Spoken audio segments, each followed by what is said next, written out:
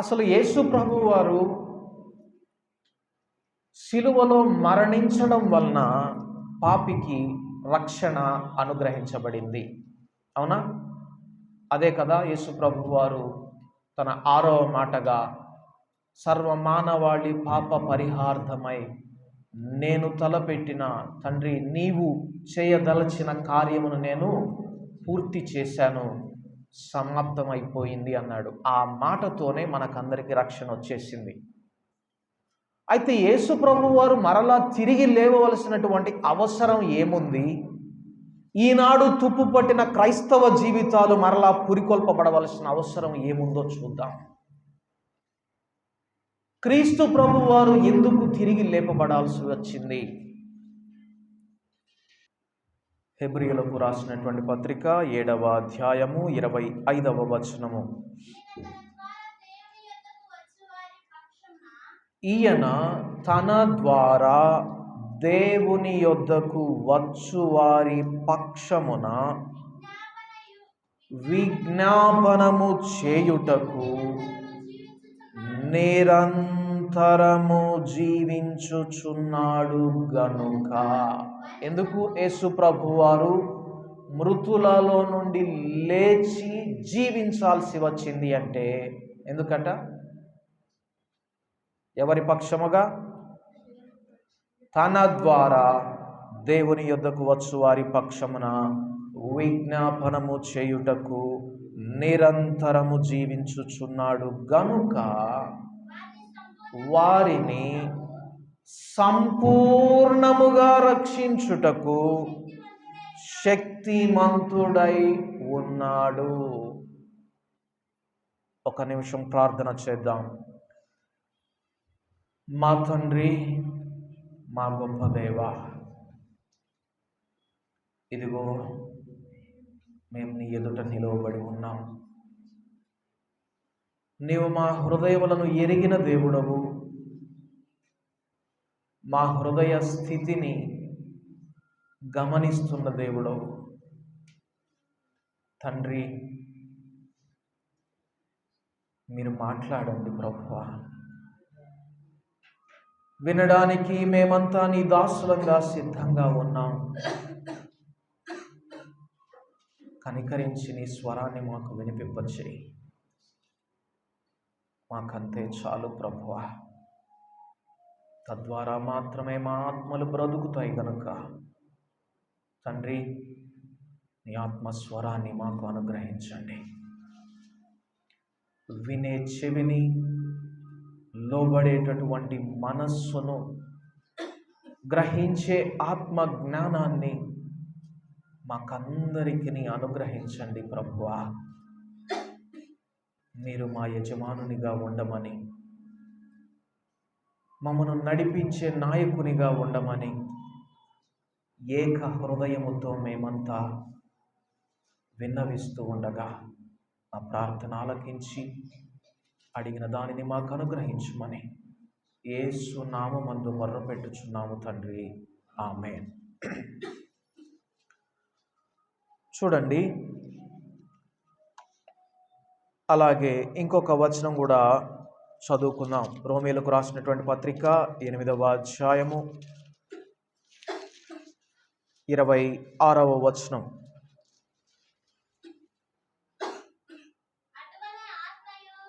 అటువలే ఆత్మయు మన బలహీనతను చూచి సహాయము చేయుచున్నాడు. ఏలయనగా మనము యుక్తముగా ఎలాగు ప్రార్థన చేయవలెనో మనకు తెలియదు గాని ఉచ్చరింప శక్యము గాని మూలుగులతో ఆ ఆత్మ తానే మన పక్షముగా విజ్ఞాపన చేయుచున్నాడు. చూడండి, అలాగే ఈరోజు పునరుద్ధాన దినము కాబట్టి ఈ వచనం కూడా ఒకసారి చదువుకుందాం. మార్కు సువార్త 16వ అధ్యాయము 9వ వచనం చదువుకుందాం. ఈ పునరుత్థాన దినపు ఉపోద్ఘాతం అంతా కూడా మీరు ఎరిగిన వారు కాబట్టి ఆ దినాన ఏం జరిగింది, యేసు ప్రభువారి పునరుత్థానం ఎలాగ జరిగింది అనే అంశంలోకి నేను వెళ్ళడం లేదు. దేవుడు ఈ దినాన నన్ను ప్రేరేపించిన రీతిగా ఈ వాక్య భాగాన్ని మీకు పరిచయం చేస్తాను. ఆదివారము తెల్లవారినప్పుడు యేసు లేచి తాను 7 దయ్యములను వెళ్ళగొట్టిన మగ్దలేనే మరియకు మొదట కనబడెను. మార్కు సువార్త 16వ అధ్యాయము 9వ వచనం.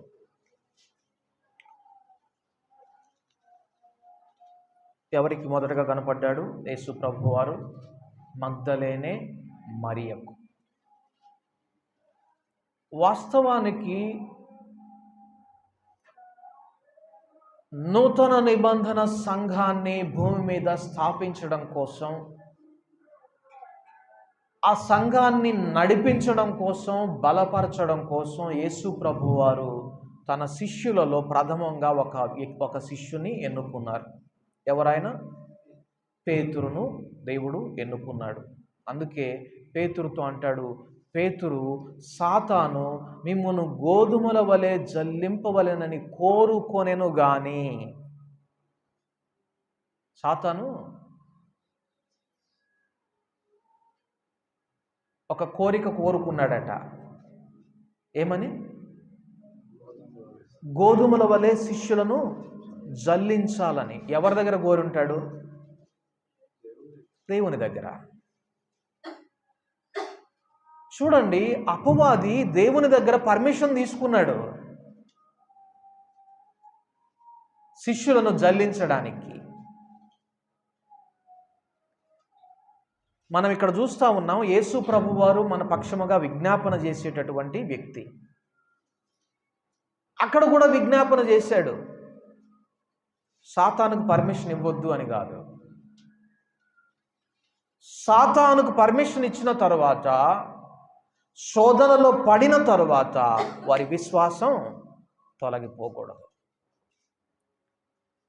ఎందుకంటే యేసు ప్రభు వారికి నిజమైన సజీవమైన రాళ్ళు కావాలి ఈ ఆత్మీయ మందిరం కట్టబడాలి అంటే. అక్కడ ఒక మాట అంటాడు పేతురుతో, పేతురు, సాతాను మిమ్మును గోధుమల వల్లే జల్లించవలెనను కోరుకొనెను గాని నేను నీ నమ్మిక తప్పిపోకుండానట్లు తండ్రిని వేడుకున్నాను. నీ మనస్సు తిరిగిన తరువాత, నీ మనస్సు అనలేదు అక్కడ, ఏమన్నాడు? నీ మనస్సు తిరిగిన తర్వాత నీవు నీ సహోదరులను స్థిరపరచు అన్నాడు. అంటే సంఘాన్ని తరువాత బలపరచడానికి, నడిపించడానికి దేవుడు ఎవరిని ఎన్నుకున్నాడు? అక్కడ పేతురును ఎన్నుకున్నాడు. ఇప్పుడు యేసు ప్రభువారు పునరుద్ధానుడైన తరువాత మొట్టమొదటగా ఎవరికి కనబడాలి? వాస్తవంగా పేతురుకు కనబడాలి. పేతురుకు కనబడి, పేతురు, ఇదిగో నేను సజీవుడనై ఉన్నాను, నువ్వు నీ నమ్మిక తప్పిపోకుండా ఉండడం కొరకు నేను తండ్రి దగ్గర వేడుకున్నాను, నువ్వు వెళ్ళి ప్రకటించి నీ సహోదరులందరినీ నువ్వు బలపరచు, స్థిరపరచు వారిని విశ్వాసంలో అని మొట్టమొదటిగా పేతురుకు కనపడాలి. కానీ మగ్దలేనే మరియకు ఎందుకు దేవుడు కనబడ్డాడు? మగ్దలేనే మరియ దేవుని పట్ల ఎటువంటి భావనతో ఉన్నది? అదే ఈ దినాన మన ధ్యానాంశం. కొద్ది నిమిషాలే ఉంటుంది, కొంచెం శ్రద్ధగా వినండి. ఈ మగ్దలేనే మరియ గురించి ఉపోద్ఘాతం చూస్తే లూకా సువార్త 7వ అధ్యాయంలో ఉంటుంది ఒక మాట. లూకా సువార్త 8వ అధ్యాయము 2వ వచనం. 12 మంది శిష్యులను అపవిత్రాత్మలను వ్యాధులను పోగొట్టబడిన కొందరు స్త్రీలను అనగా 7 దయ్యములు వదిలిపోయిన మగ్దలేనే అనబడిన మరియయు. చాలమ్మా. ఈ మగ్దలేనే మరియ యొక్క పూర్వ చరిత్ర ఏంటి? 7 దయ్యములు పట్టి దయ్యముల ఆవాసంగా, దయ్యముల సహవాసంలో ఉన్నది. గమనించండి, రక్షింపబడిన ప్రతి క్రైస్తవునికి క్రీస్తునాథుడు ఈరోజు విసురుతున్న సవాలు ఈమె జీవితంలో మనం చూడబోతా ఉన్నాం. మగ్దలేనే మరియ యొక్క రక్షణకు పూర్వ స్థితి ఏంటి అంటే దయ్యములతో సహవాసం, దయ్యముల యొక్క నిలయము, నివాసంగా ఉన్నది. ఆమెకు దేవుడు మొట్టమొదటగా ఇప్పుడు పునరుద్ధానుడైన తర్వాత కనబడ్డాడు. దేవునితో మనము ప్రథమ పరిచయంగా ఉండాలి అంటే మగ్దలేనే మరియ యొక్క జీవిత విధానాన్ని మనం ఒకసారి పరిశీలన చేస్తే మనం గ్రహించగలం. చాలామంది లూకా సువార్త 7వ అధ్యాయంలో ఉండినటువంటి పాపాత్మురాలైనటువంటి స్త్రీతో మగ్దలేనే మరియను కంపేర్ చేస్తారు. ఆమె ఈమె ఒక్కరే అనుకుంటారు. దానికి లేఖనానుసారమైనటువంటి నిరూపణ ఎక్కడా లేదు. మగ్దల అనేటటువంటి ప్రాంతము వేశ్యలకు చాలా పేరుగాంచిన ప్రాంతం. అక్కడ నుండే వచ్చింది ఈ మగ్దలేనే మరియ. అంత మాత్రాన ఆమె వేశ్య అనేటటువంటి వాక్యానుసారమైనటువంటి నిరూపణ ఎక్కడా లేదు. కానీ ఆమెకు ఉండినటువంటి స్థితి ఏంటి అంటే ఆమె దయ్యముల యొక్క పీడితురాలుగా, అపవిత్రాత్మల చేత పీడింపబడుతున్నటువంటి వ్యక్తిగా కనబడుతూ ఉంది. తెలిసి కొందరికి తెలియక ఈ దినాలలో రక్షింపబడిన క్రైస్తవులు కూడా ఈ అపవిత్రాత్మల యొక్క సహవాసంలో ఉన్నారు ఈ దినాన సంఘంలో. ఇప్పుడు నేను చాలా గట్టిగా చెప్తున్నాను ఈ మాట, చూడండి. చాలామంది, అదే దేవుడు నాకు చూపించినాడు దర్శన భాగం, చాలామంది తెలిసి తెలియక ఈ దయ్యముల సహవాసంలో ఉన్నారు.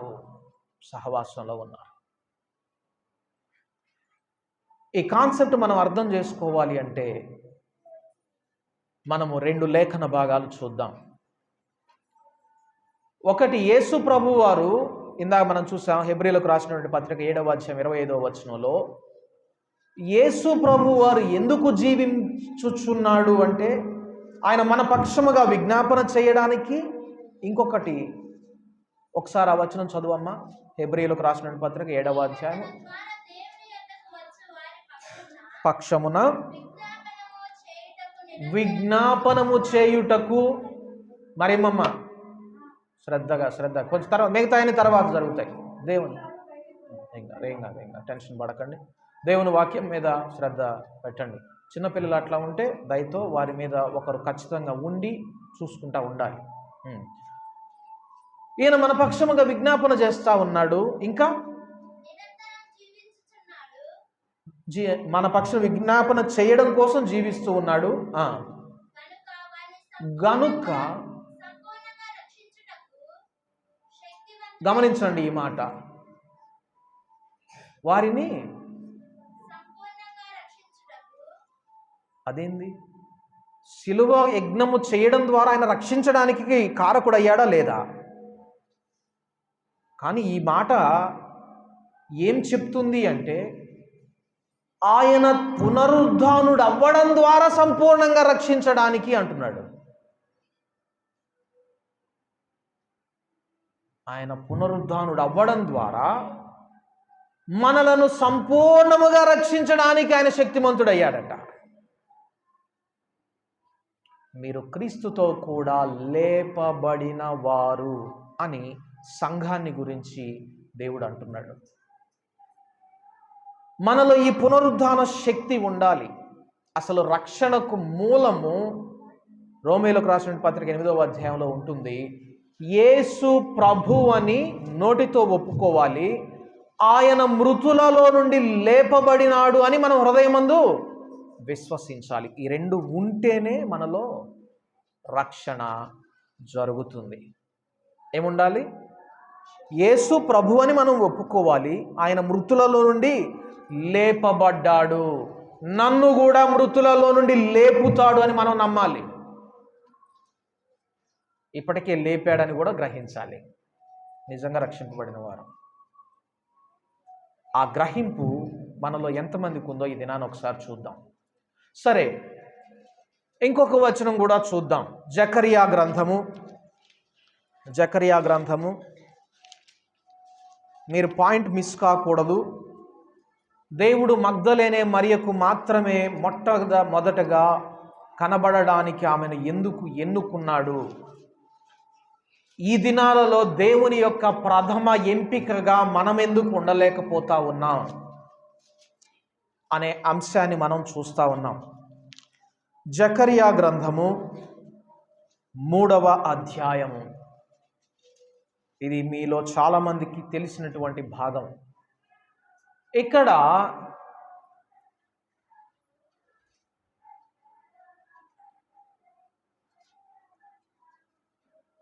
మొదటి నుండి 6 వచనములు త్వరగా చదువమ్మా. జకరియా గ్రంథము 3వ అధ్యాయము 1 నుండి 6 వచనములు త్వరగా చదువుతుంది సహోదరి. మీరు అందరూ శ్రద్ధగా వినండి.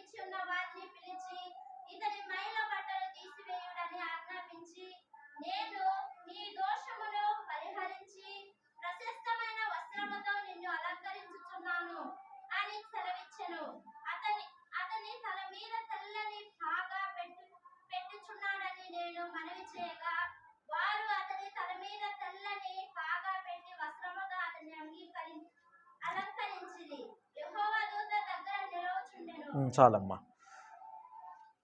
చూడండి, ఇక్కడ గ్రహించారా ఈ వాక్య భాగం? యెహోవా దూత ఎదుట ఎవరు నిలవబడి ఉన్నారు? యెహోషువ నిలవబడి ఉన్నాడు. పక్కనే అపవాది కూడా నిలవబడి ఉన్నాడు. ఆ పక్కనే జకరియా ప్రవక్త కూడా నిలవబడి ఉన్నాడు. యెహోషువ ఎలా ఉన్నాడట? మలిన వస్త్రములు ధరించిన వాడై ఉన్నాడు. ప్రకటన గ్రంథము 12వ అధ్యాయము 10వ వచనంలో అపవాదిని గురించి ఒక మాట ఉన్నది, చూడండి. ప్రకటన గ్రంథము 12వ అధ్యాయము 10వ వచనం. మరియు ఒక గొప్ప స్వరము పరలోకమందు ఈలాగు చెప్పుట వింటిని, రాత్రింబగళ్ళు మన దేవుని ఎదుట మన సహోదరుల మీద నేరము మోపువాడైన అపవాది. అపవాది యొక్క పనేంటి? ఎప్పుడెప్పుడు? ఆదివారము, బుధవారము, శనివారమేనా? శనివారం ప్రార్థనకు రాకపోయినా, బుధవారం ప్రార్థనకు రాకపోయినా, ఆదివారం ప్రార్థనకు రాకపోయినా, కోటాలకు రాకపోయినా, స్టార్ట్పురం మీటింగ్స్కి రాకపోయినా, చెన్నై రిట్రీట్కి రాకపోయినా అప్పుడేనా వాడు నేరం మోపేది? ఎప్పుడు? రాత్రింబగళ్ళు. చూసారా మనకంటే ఎంత బిజీ వర్క్ చేస్తూ ఉన్నాడో, ఎంత బిజీగా వర్క్ చేస్తున్నాడో చూడండి అపవాది. వాడి పని ఏంటి అంటే రాత్రింబగళ్ళు మన సహోదరుల మీద వాడు నేరాలు మోపుతూ ఉంటాడు. అదే చేస్తూ ఉన్నాడు అక్కడ యెహోషువ మీద. అంతేనా? యెహోషువ మలిన వస్త్రములు ధరించిన వాడై ఉండి దేవుని ఎదుట నిలువబడినప్పుడు యెహోషువను కోరుకుంటున్నాడు అపవాది. అతనికి మలిన వస్త్రాలున్నాయి, అతడు నా హక్కు, నా స్వంతం అని కోరుకుంటా ఉన్నాడు.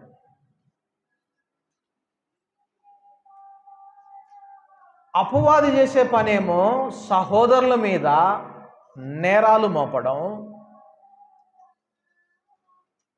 అపవాదికి వ్యతిరేకంగా క్రీస్తు చేసే పనేమో సహోదరుల పక్షంగా విజ్ఞాపన చేయడం. అపవాదితో సహవాసం ఉండేవారు ఏం చేస్తారు, క్రీస్తుతో సహవాసం ఉండేవారు ఏం చేస్తారో మీకు ఈ 2 వచనాల్లోనే క్లారిటీ రావాలి. ఇక్కడ యెహోషువ మలిన వస్త్రాలు ధరించిన వాడై నిలవబడి ఉంటే అపవాది నేరం మోపుతా ఉన్నాడు. నేరం మోపుతా ఉంటే దూత అపవాదిని గద్దించాడు. ఇప్పుడు నేను మిమ్మల్ని ఒక డైరెక్ట్ ప్రశ్నతో మీ హృదయాలను నేను ప్రశ్నిస్తా ఉన్నాను. మీ వద్దకు ఒక సహోదరిని గురించి ఒక కంప్లైంట్ ఎవరైనా తీసుకొని వచ్చినప్పుడు మీరు అవును ఆ సహోదరి అటువంటిదే అని గనుక మీరు సమ్మతిస్తే ఇండైరెక్ట్గా మీరేం చేస్తున్నారు అంటే, అవును సాతాను, నువ్వు ఆరోపిస్తున్నది నిజమే అని సాతానుతో సమ్మతిస్తున్నారు. అర్థమవుతుందా? అపవాది అదే టైంలో ఏం చేస్తూ ఉంటాడు, నేరము మోపుతూ ఉంటాడు. మీరు ఆ నేరాన్ని ఒప్పుకుంటూ ఆ నేరం చేసిన వ్యక్తిని గురించి మీరు కూడా అదే భావనతో ఉంటే దాని అర్థం మీరు సాతానుతో సహవాసంలో ఉన్నారు.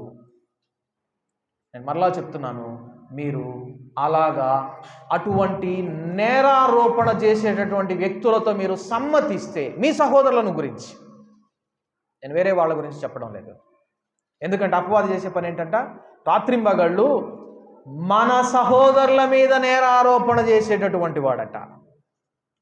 మీరు అలాగ సమ్మతిస్తే ఆ క్షణాన మీరు ఎవరితో సహవాసంలో ఉన్నారు? ఎందుకు?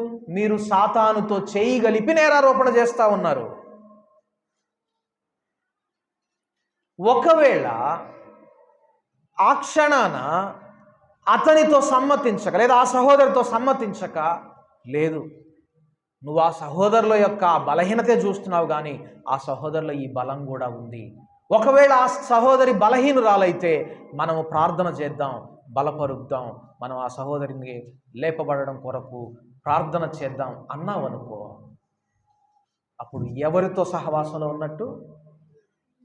యేసుక్రీస్తుతో సహవాసంలో ఉన్నట్టు. ఎందుకంటే యేసుక్రీస్తు వారు చేసేటటువంటి పరిచర్య ఏంటి? అదే. దారుణమైన విషయం ఏంటంటే, సంఘంలో ఈ తుప్పుతో ఇంకా ఇంకా ఉన్నారు. నాకు చాలా బాధేస్తూ ఉంది. They cannot be able to lift the fellow brethren. తన సహోదరులను పైకెత్తలేనటువంటి వారుగా పడిపోయిన స్థితి నుండి దానికి ప్రతిగా నిందించేవారుగా, నేరారోపణ చేసేవారుగా. నేరారోపణ చేయడం మన పని కాదు, గుర్తుపెట్టుకోండి. ఎల్లప్పుడూ ఆ పని చేసేది ఎవరంటే అపవాది సంబంధికులు. అగ్నిగుండం ఎవరి కొరకు ఏర్పాటు చేయబడిందో తెలుసా? కేవలం అపవాదికి మాత్రమే కాదు, వాని దూతలకు, వాని సంబంధికులకు. చాలామంది గ్రహించలేకపోతా ఉన్నారు. నేను రక్షింపబడ్డాను, నేను దేవునితో సహవాసం కలిగి ఉన్నాను అనుకుంటున్నారు, కానీ మీరు చేసే ఆ ఒక్క పని వలన అపవాదితో సహవాసం చేస్తున్నారు తెలుసా? అపవాదితో సహవాసము చేసే వారికి దేవుడు ప్రథమ ఎంపిక, అటివారు దేవుని యొక్క ప్రథమ ఎంపికగా ఉండరు. ఎప్పుడు దేవుని యొక్క ప్రథమ ఎంపికగా మగ్దలేనే మరియ అయ్యింది అంటే అపవిత్రాత్మలు పోగొట్టబడిన తరువాత. ఎందుకు అంతమంది శిష్యులు ఉండినా, తరువాత సంఘాన్ని బలపరిచేటటువంటి నాయకుడు ఉండినా కూడా దేవుడు మగ్దలేనే మరియను ఎందుకు ఎన్నుకున్నాడంటే, ఇప్పుడు మగ్దలేనే మరియ దేవుని పరిచర్యలోనికి వచ్చింది. మనం అక్కడ చూస్తాం లూకా సువార్త 8వ అధ్యాయంలో. వారట శిష్యులతో పాటుగా గ్రామమునకు వెళ్ళి పరిచర్య చేసేటటువంటి స్త్రీలట వీరు. మగ్దలేనే మరియ, వేరొక మరియ, సూసన్న అని వీరందరూ. చూడండి, స్త్రీలుగా మేము ఏమి చేయగలం అని మీరు అనుకుంటారేమో కానీ, మొట్టమొదటగా దేవుని ప్రత్యక్షతను పొందుకోగలిగే అర్హత ఉన్నది మీకే. మీరు గనక నిజంగా దేవుని వాక్యపు లోతులను గ్రహించిన వారైతే. మగ్దలేనే మరియ శిష్యులు అందరూ సువార్త ప్రకటిస్తూ గ్రామానికి వెళుతూ ఉంటే, వీరందరూ వారికి ఉన్నదంతా, ఆస్తిలోనిదంతా పరిచర్యకు అర్పించి పరిచర్యకు సహాయం చేస్తూ ఉన్నారు. కారణం, దేవునితో సహవాసం ఎట్టిదో గ్రహించారు. అందుకే మగ్దలేనే మరియకు దేవుడు మొట్టమొదటగా కనబడ్డాడు. పునరుద్ధానుడైన తరువాత తన మహిమా శరీరాన్ని చూపించుకోవడానికి దేవుడు ఎన్నుకున్నటువంటి మొట్టమొదటి వ్యక్తి మగ్దలేనే మరియ. ఎందుకంటే దయ్యములతో సహవాసం ఇక ఆమెకు లేదు. ఈరోజు నీవు నేను దేవుని యొక్క ప్రథమ ఎంపికగా ఉండాలి అంటే మనము దయ్యములతో సహవాసం చేసేవారిగా ఉండకూడదు. దయ్యంతో చేతులు కలిపే వారిగా ఉండకూడదు. అపవాదితో చేతులు కలిపి అవును నువ్వన్నట్టు ఆ సహోదరు అటువంటిదే అని సమ్మతించే వారిగా ఉండకూడదు. క్రీస్తుతో చేతులు కలిపే వారిగా ఉండాలి. ఆ పడిపోతున్నటువంటి సహోదరుల పక్షాన, లేకపోతే బలహీనులైనటువంటి సహోదరి పక్షాన, సహోదరుని పక్షాన క్రీస్తుతో కూడా విజ్ఞాపన చేసే వారిగా ఉండాలి. మీరు క్రీస్తుతో కూడా లేపబడిన వారైతే పైనున్న వాటిని వెదకుడి, అక్కడ క్రీస్తు దేవుని కుడి పార్శ్వమందున్నాడు. ఆయన ఉండి ఏం చేస్తున్నాడు? ఇదిగో బలహీనులైనటువంటి సహోదరుల పక్షముగా విజ్ఞాపన చేస్తూ ఉన్నాడు. ఈ సన్నివేశం యొక్క పిక్చర్ లేదా ఫోటో ప్రతిబింబమే మనం అక్కడ చూస్తున్నాం జకర్యా గ్రంథంలో. దూత గద్దిస్తా ఉంది అపవాదిని, బుద్ధి లేదు నీకు, నువ్వు మాట్లాడకు. అతడు కొరివిలో నుండి తీయబడినటువంటి వాడు. నీవు కూడా నా సహోదరి ఇదిగో పరిశుద్ధాత్ముని అగ్నిలో నుండి పుట్టింది, పరిశుద్ధాత్ముని అగ్నిలో నుండి నా సహోదరుడు పుట్టాడు అని గ్రహిస్తే ఆ దూత చేసిన పరిచర్య నీవు నేను చేస్తాం. నోర్మోయ్, కొరివిలో నుండి తను తీయబడ్డాడు. వెంటనే మలిన వస్త్రాలు తీసివేసి అతనికి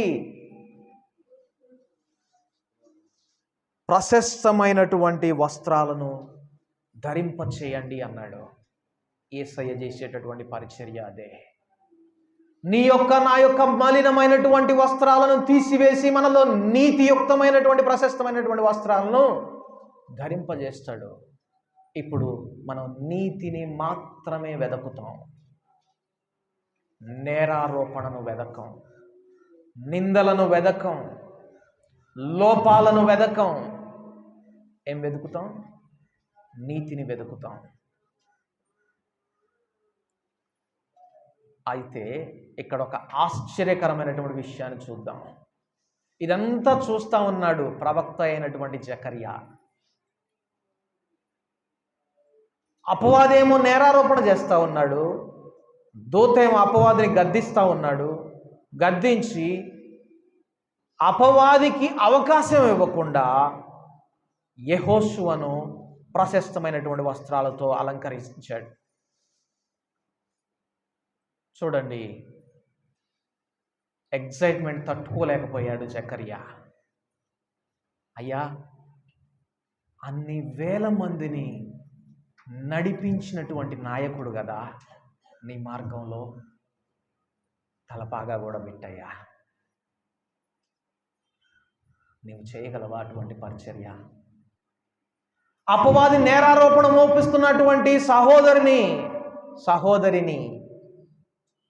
నీ ఎదుటకు తీసుకొచ్చినప్పుడు మలిన వస్త్రాలు తీసేయడమే కాదయ్యా, ఆ సహోదరిని కనపరచు, తలపాగా పెట్టు అని చెప్పగలవా?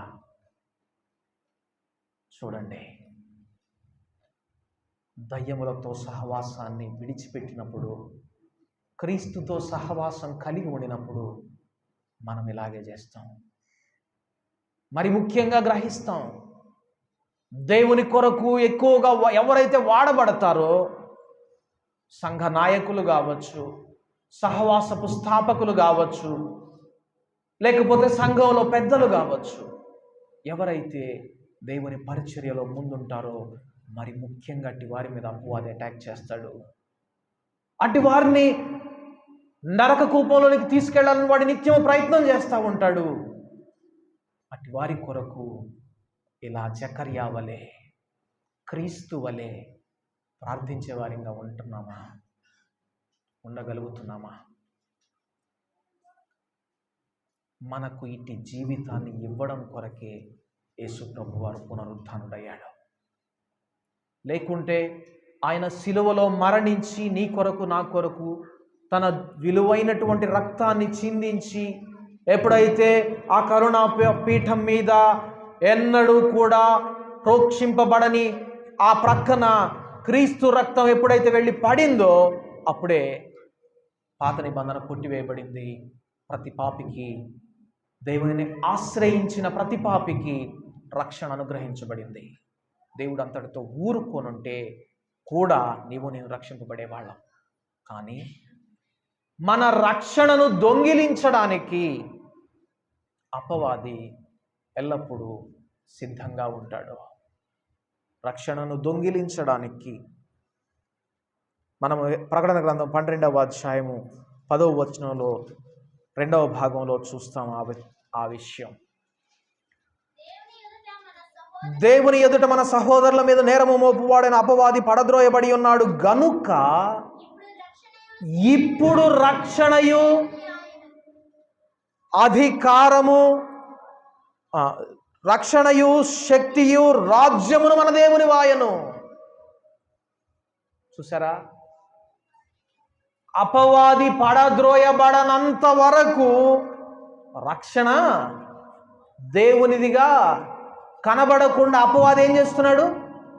దొంగిలిస్తా ఉన్నాడు. నీ యొక్క రక్షణను, నా యొక్క రక్షణను దొంగిలిస్తా ఉన్నాడు. ఈ విధంగా మనకు తెలియకుండానే అపవాది సంబంధికులుగా మనల్ని మార్చివేస్తా ఉన్నాడు. ఒక దినాన వాడికి ఒక దినం నియమించబడింది. ఆ దినాన వాడితో చేయగలిపిన ప్రతి వాణిని దేవుడు తీర్పులను తీసుకొని రాబోతా ఉన్నాడు. ఈ పునరుత్థాన దినాన మనం ఎరిగినటువంటి ఈ సత్యాన్ని ఇక మీదట మన జీవితాల్లో ప్రాక్టికల్గా, క్రియారూపకంగా ఉంచడం కోసం నిర్ణయం తీసుకుందామా? ఈ దినాన, ప్రభువా, ఇక మీదట నేను క్రీస్తు పరిచర్య చేస్తాను, అపవాది పరిచర్య కాదు. క్రీస్తుతో సహవాసం కలిగి ఉంటాను, అపవాదితో కాదు. ఎందుకంటే నేను క్రీస్తు యొక్క ప్రథమ ఎంపికగా నేను ఉండాలి. క్రీస్తు దేవుని యొక్క ప్రథమ ఫలం అయితే నేను క్రీస్తు యొక్క ప్రథమ ఫలం అవ్వాలి అని నేను నిర్ణయం తీసుకుంటున్నాను.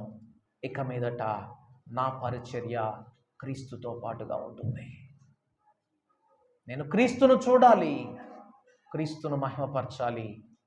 అనేకులను నేను క్రీస్తు వలె బలహీనత స్థితిలో విజ్ఞాపన ద్వారా బలపరిచేవానిగా నేను ఉండాలి అని ఒక నిర్ణయం తీసుకొని ఈ దినం నుండి నేను అపవాదిలాగా నేరారోపణ చేసే పరిచర్యను ఎత్తుకోను. అపవాదిలాగా వేరొకరు సమ్మతించేటటువంటి నిందలను సమ్మతించేటటువంటి పరిచర్య నేను తీసుకోను. నేను గద్దిస్తాను. ఒక సేవకుడు అంటాడు ఒక మాట, నేను ఈ సత్యం తెలుసుకున్నప్పుడు మా గృహంలో నా దగ్గరకు ఎవరైనా వచ్చి ఒక సహోదరుని మీద ఏదైనా ఒక మాట చెప్పినప్పుడు, కంప్లైంట్ చెప్పినప్పుడు, ఫిర్యాదు చేసినప్పుడు నేను వెంటనే ఆ సహోదరుని కూడా పిలిపించి మాట్లాడతాను, అడుగుతాను. అంటే వద్దు వద్దు వద్దు వద్దు బ్రదర్, ఆ పని మాత్రం చెయ్యకలే, మళ్ళీ బాధపడతాడు అనేవారు. లేదు, నేను ఇప్పుడే తీసుకొని రావాలి, ఎందుకంటే ఇది క్రీస్తు పరిచర్య, నేరారోపణ చేయడం కాదు. నేను ఇప్పుడే అతను ఒకవేళ బలహీనుడైతే నేను ఇప్పుడే బలపరచాలి, అతన్ని తీసుకొని రావాలి, పిలిపిస్తానంటే నెమ్మదిగా అలా కంప్లైంట్ చేసేవాళ్ళట దూరం అయిపోయారంట గృహానికి. ఆ గృహంలో ఎన్నడూ కూడా నేరారోపణ చేసేవారు ఇక లేరట. ఇన్ని సంవత్సరాల నుంచి నా గృహంలో అపవాది పరిచర్య జరగడం లేదు అని సాక్ష్యం ఇచ్చాడు ఆ సేవకుడు. మనం కూడా అట్టి వారిగా ఉండాలి. దేవుని పరిచర్యను భుజాల మీదకి ఎత్తుకునే వారిగా, క్రీస్తుతో కూడా ఈ దేవుని రాజ్య భారాన్ని మోసేవారిగా ఉండాలి. మగ్దలేనే మరియ వలె దయ్యములతో సహవాసాన్ని విడిచిపెట్టి దయ్యముల నివాసంగా ఉండకుండా దేవుని యొక్క నివాసంగా, దేవుని యొక్క సహవాసం కలిగిన వారిగా ఉంటే, ఎప్పుడైనా తాను ప్రత్యక్షపరచుకోవాలంటే, లేఖన భాగాల్లోని లోతైనటువంటి మాటలను, తన యొక్క ఆలోచనలను నీకు నాకు నేర్పించాలంటే మొట్టమొదటగా ఆయన ఎంపిక చేసుకునేది ఎవరినో కాదు, నిన్ను నన్నే. అట్టి వారినిగా దేవుడు మనల్ని చేయనుగాక. ప్రార్థన చేసుకుందాం. పరిశుద్ధుడా, మా తండ్రి, మా గొప్ప దేవ, నీకు వందనాలు, స్తుతులు, స్తోత్రాలు. నిజంగా ఈ క్షణాన, ఈ సమయంలో, ఈ దినం నా మీద అపవాది నేరము మోపడానికి అక్షరాల నేను అర్హుడను ప్రభువా. అయినా నీవు ఊరుకోలేదు. నీవు నా పక్షంగా విజ్ఞాపన చేస్తూ ఉన్నావు, అది కూడా ఉచ్చరింప శక్యము గాని మూలుగులతో. ఎందుకంటే ఇదిగో కొరివిలో నుండి తీయబడినాడు ఈ నా కుమారుడు, ఈ నా కుమార్తె.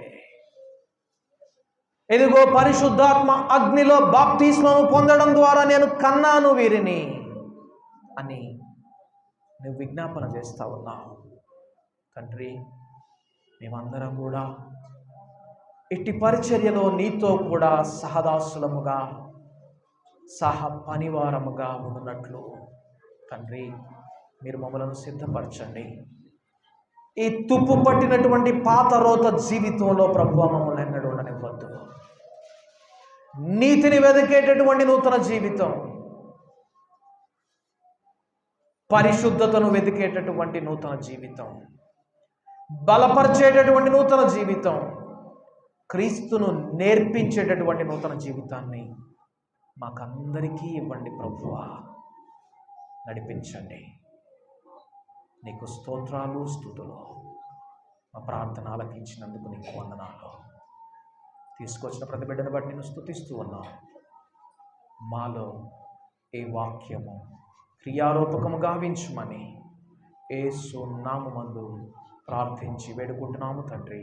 ఆమేన్.